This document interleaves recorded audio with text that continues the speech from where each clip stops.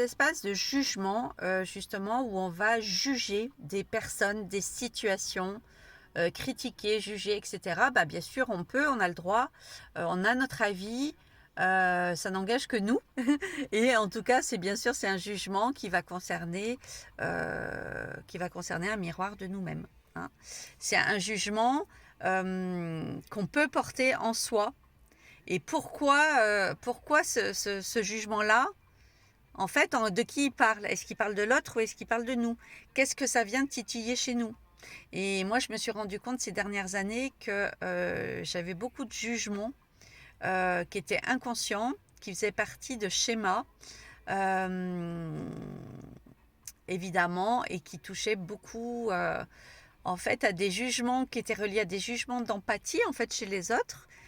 Où souvent je me disais oh le pauvre, oh la pauvre, oh ça doit être dur, ou ça voilà ça doit pas être facile pour lui ou pour elle ou tati ou tata.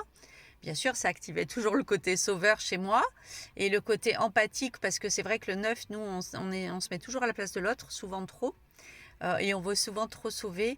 Mais avec du recul et en creusant plus derrière ça, je me suis rendu compte aussi que ça parlait beaucoup d'espace de jugement aussi chez moi. Et ça se relie aussi avec l'astrologie, parce que vraiment la Vierge, elle est euh, très dans le perfectionnisme, très dans le jugement, très dans le besoin d'excellence, bon, de contrôle aussi d'excellence et tout ça. Et aussi, ben, le 8, c'est pareil, hein, en numérologie, le 8, c'est le jugement.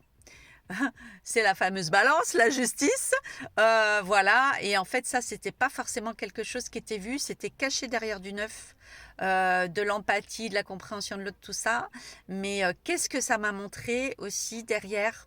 C'est pour ça qu'un nombre, il reflète jamais lui tout seul. C'est jamais, on n'est jamais que notre nombre de chemins de vie, ou que notre nombre d'expressions, ou que notre mission spirituelle. Dans notre pyramide, déjà, on a 3 nombres super importants.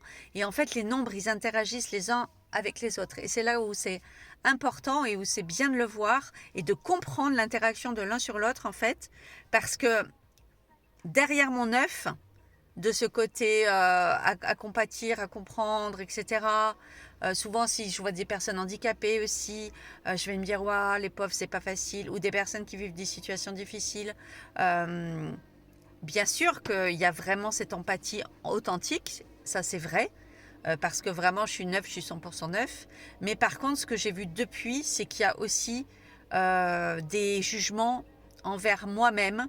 Il y avait des espaces énormes de jugements que je ne voyais pas, et où j'étais mais très très très critique avec moi-même, très exigeante, très perfectionniste, où je m'accordais pas beaucoup le droit à l'erreur sur beaucoup de choses, où j'accordais beaucoup plus les droits à l'erreur pour les autres, mais pas forcément pour moi-même. Et tout ça, c'était inconscient.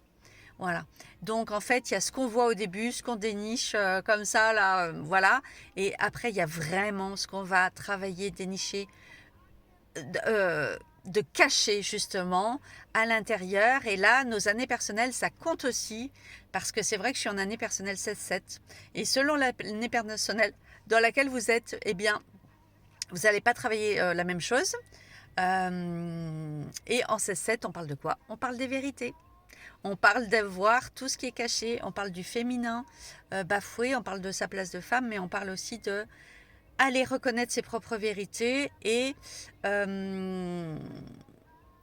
aller, on est en 7, on a fait un cycle, on a déjà fait le 1, le 2, le 3, le 4, le 5, le 6.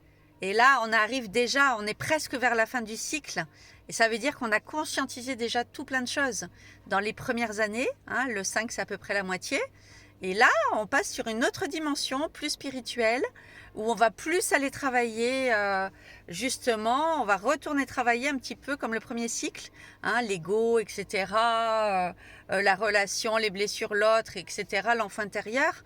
Là, on va rentrer du 5, 6, 7, 8 jusqu'au 9, sur aussi aller voir plus dans l'inconscient, dans tout ce qui est caché, qui doit être révélé. C'est comme s'il y a une deuxième lecture des choses, en fait. Je trouve. Et là, on est dans la deuxième partie du cycle, mais c'est pareil aussi avec les nombres et de comment les nombres interagissent entre eux.